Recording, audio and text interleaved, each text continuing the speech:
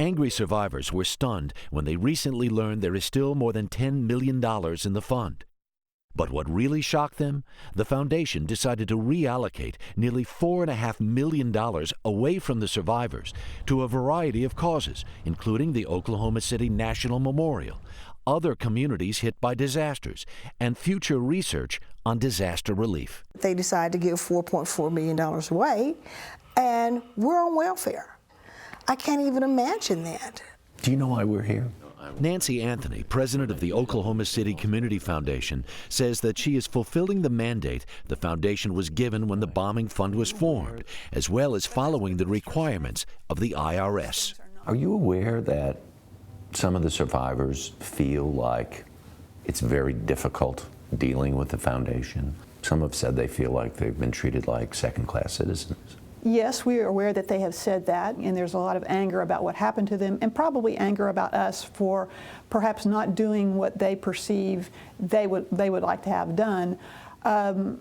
Yes, but I also know that there are a large number of people for whom we have helped that don't say that. But I think everybody has to be realistic about what can be done and how much money what money can really do. But what of the more than $4 million the foundation earmarked to give away, not to bombing survivors, but to other causes? Why not just plow that back into the fund? Because you know you have these long-term needs, and you know you have people knocking on your door saying, we need help. I guess maybe that's a good point. We were thoughtful about it at the point in time when we did it. We had perhaps a different perspective of it, so that can be revisited.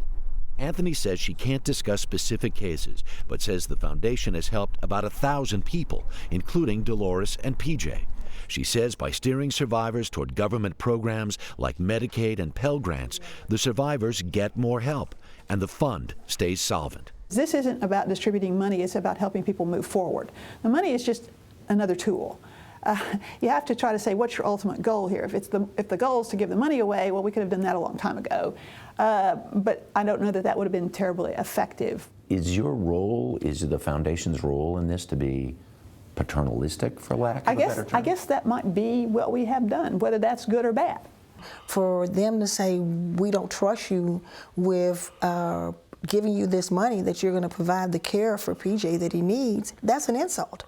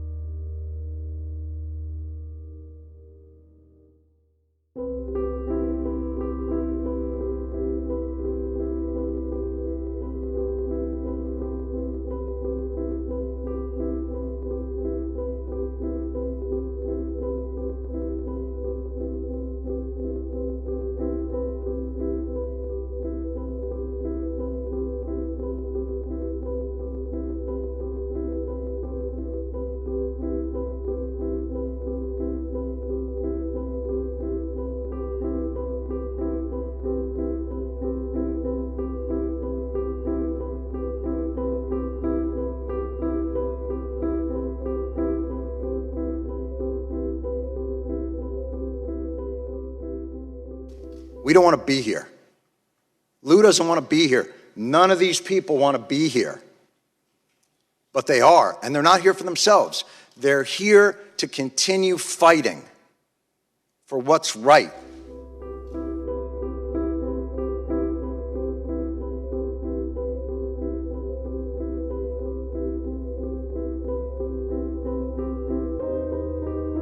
You know, I read this article, the whole reason I'm having this discussion with you, I read this pretty poignant piece on BuzzFeed by Steve Kendall. His sister died that day, and so he reluctantly, along with you and others, had visited the museum in the last week. And so the title of his piece was "The Worst Day of My Life is Now New York's Hottest Tourist Attraction."